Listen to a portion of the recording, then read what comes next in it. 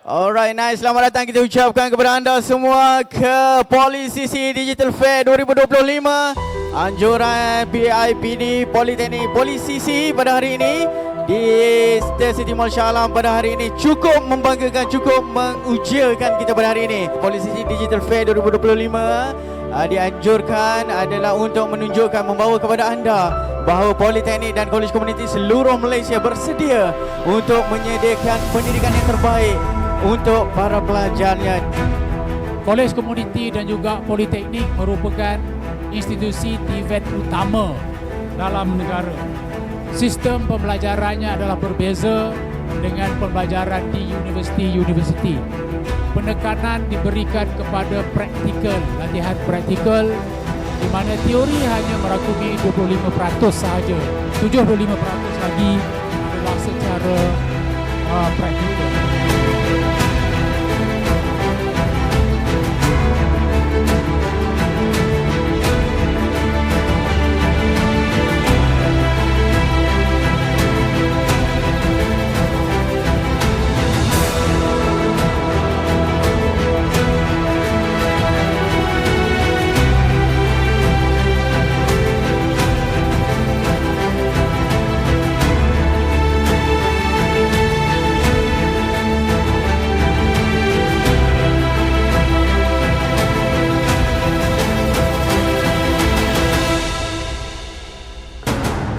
Polisisi Idola Digital Fair 2025 ini menghimpunkan 4 buah politeknik dan 10 buah kolej komuniti dan peserta yang terdiri daripada pensyarah, pelajar dan komuniti dalam karnival interaktif berdasarkan tema bagi tahun 2025 memperkasakan Artificial Intelligence dalam konteks pembelajaran digital.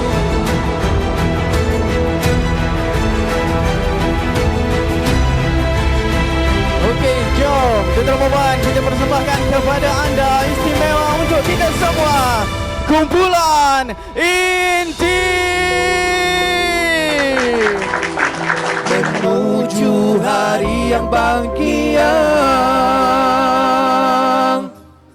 kau tahu ku merinduimu, ku tahu kau menyintaiku, oh kasih. Hadirin dan hadirat sekalian, ayo kita raikan ketibaan yang berbahagia Dato' Dr. Anisi Ibrahim, Ketua Setiausaha Kementerian Pendidikan Tinggi dan tetamu-tetamu kehormat.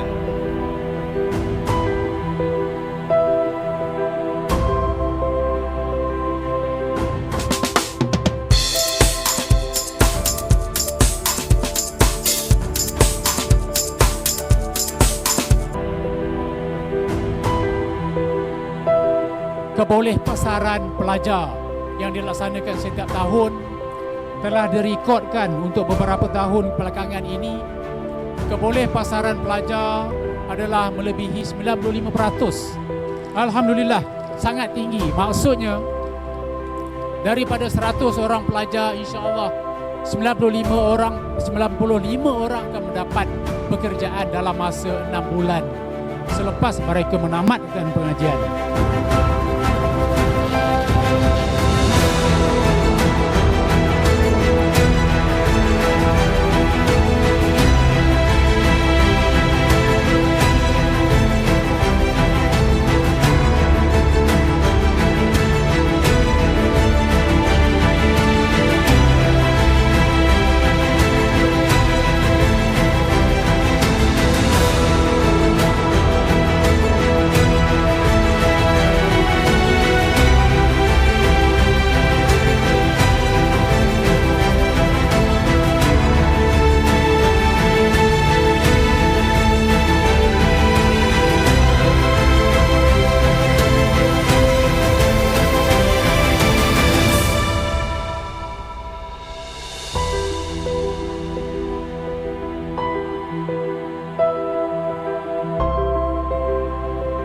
Dengan lafaz Bismillahirrahmanirrahim, saya merasmikan majlis perasmian penutup Idola Digital Fair 2025. Sekian.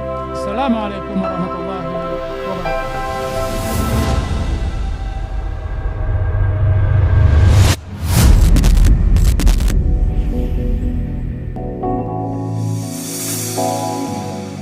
Polisi CC Digital Fair